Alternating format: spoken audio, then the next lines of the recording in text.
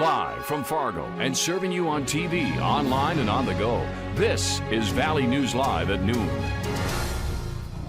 New for you at noon. One man is now being formally charged with murder after stabbing someone over the weekend in Grand Forks. According to court documents, 44-year-old Shavadi Gali is now charged with murder extreme difference.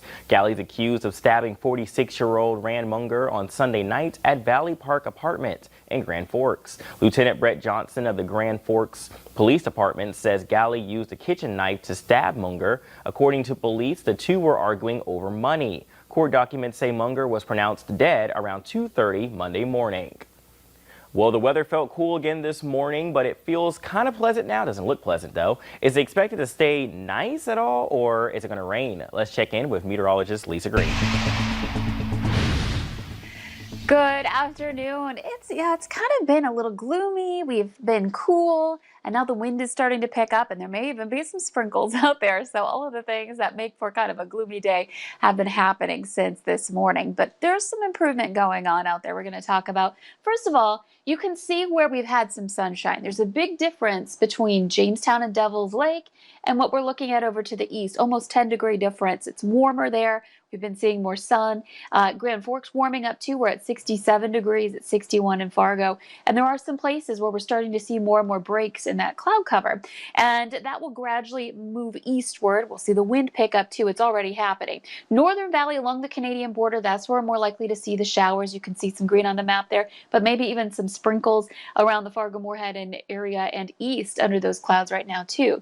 Wind's not too strong in Fargo, but we've got a gust to 30 in Grand Forks out of the south. It's gusting to 31 in Jamestown right now. And our wind advisory, it just took effect at the top of the hour. It will remain in effect until 8 o'clock tonight for gusts to 45 miles per hour. So it's about to get pretty breezy out there. Well, details on that and what we can expect through the rest of the day coming up in just a few moments. Hopefully the weather decides to cooperate. That'd be the biggest thing today. That would work out in my favor. Thanks again, Lisa. Well, Fargo City Commissioner Tony Gehrig is now asking for the removal of 8 surveillance cameras in downtown Fargo. The 8 high-resolution cameras are attached to posts along Broadway and have been in place for 8 years. Gehrig believes the cameras invade privacy, and he says he'll talk to the new police chief about removing them. Interim Police Chief Ross Renner says the cameras have been useful in solving crimes.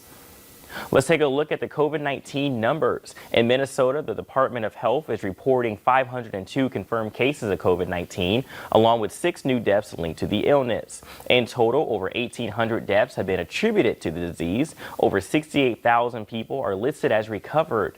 In North Dakota, there are 191 new cases, along with 2 new deaths in the state. The death toll remains at 145. The active case count is up to 2,245.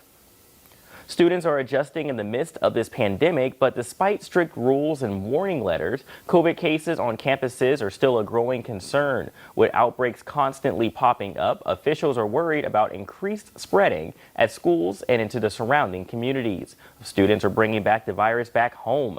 NBC's Blaine Alexander has the latest on what is being done to help the situation.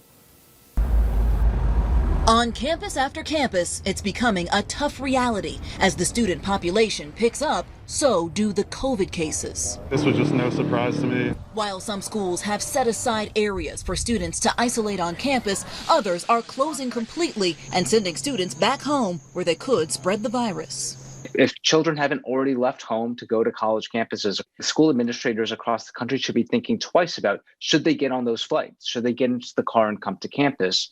Because we've already had enough cautionary tales. And on campus, as parties are picking up, schools are cracking down. After suspending more than 200 students for breaking the school's COVID-19 rules, Ohio State University is temporarily blocking all student organizations from holding gatherings. You can't stop college kids from partying and going out with each other. It's just not going to happen. But Jacob Barella, a freshman at the University of Missouri, where there are more than 400 active student cases, says around campus he sees students behaving. You feel safe? I feel safe, yeah. I just feel safe that I could look around and see everybody with masks on. I feel like 99% of kids that got here had to pay a lot of money and they had to work really hard to get here. And I feel like they don't think it's worth risking it all to have one night of fun. Elsewhere, the concern stretches far beyond campus. In Manhattan, Kansas, home of Kansas State University, the mayor warns that more cases at the school mean more cases in the community, which could force K-12 schools to go virtual. If you're in higher education and college, you can probably handle an online class, but a second grader, third grader, they can't. In New York, Governor Andrew Cuomo says as they prepare to welcome back K-12 students, they are watching colleges closely. I believe colleges are the canary in the coal mine. And some health experts are pushing back on school officials that are placing the blame largely on students, pointing to those images of packed parties, saying that when you put thousands of young people together, essentially living in the same space, it's only to be expected. Well, 9 more Greek chapters at the University of North Dakota in Grand Forks have had at least one member test positive for COVID-19. Earlier this month, 6 Greek chapters at UND had at least one person test positive. 15 of the 20 chapters have now at least one person who has contracted COVID-19. The university is working with the groups to help those members who are quarantined. NDSU has 27 new confirmed cases of COVID-19, 25 are students and 2 are employees. The state university system says 38 students are quarantined in university housing. The university is sponsoring another testing event today. It runs from 8 a.m. to 4:30 p.m. at Ralt Farm in South Fargo. Testing is free and drive-up or walk-up lanes will be available. If you're wondering what that sound is today, well, listen up. Due to changes made from the pandemic on NDSU's campus, there will now be music in the air. The North Dakota State University Concert Choir is taking rehearsal outside to help minimize the risk of the coronavirus. The choir says it is taking advantage of outdoor space on campus and the mild fall weather. Well, if you're only wearing a face shield that is, then you may want to listen up. A new study suggests they are not effective at stopping the spread of COVID-19. Researchers stimulated coughing and sneezing from a mannequin head wearing a face shield. The shield did block the initial forward motion of a stimulated jet of a cough or sneeze. However, the droplets were able to move around the visor with relative ease and spread out over a large area.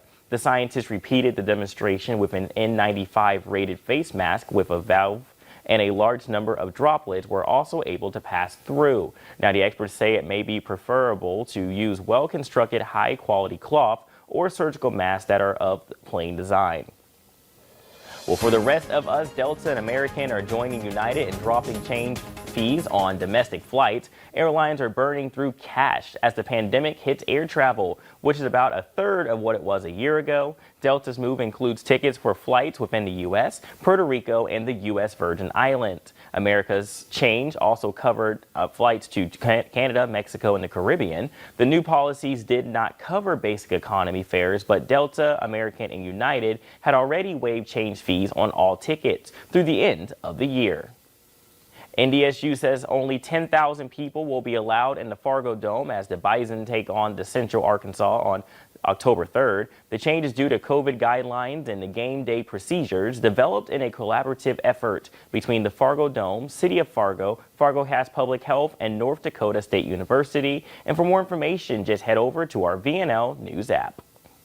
Well, coming up at noon, see why some people are saying they have lost their sense of time since the pandemic began. And clouds making it look like it's going to rain, but will it? Weather up next to Plan Your Day.